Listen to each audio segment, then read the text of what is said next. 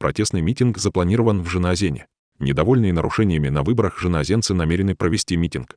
В связи с тем, что в Мангостауской области грубо нарушалось конституционное законодательство Казахстана о выборах, уведомляем о проведении митинга с требованиями признать итоги выборов недействительными и провести новые выборы, говорится в уведомлении, которое организаторы митинга передали в акимат Жанаозена.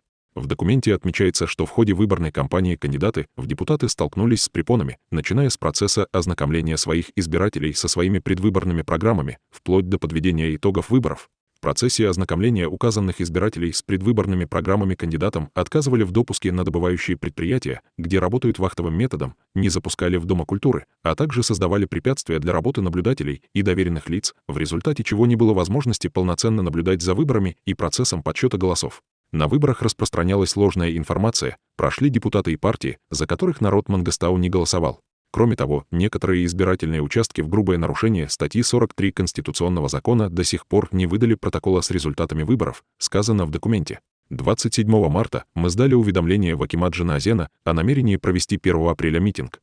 Мы должны выразить свой протест против лживых выборов, которые прошли 19 марта, поэтому подали уведомление, сказал во вторник один из организаторов митинга Нурлыбек Нургалиев.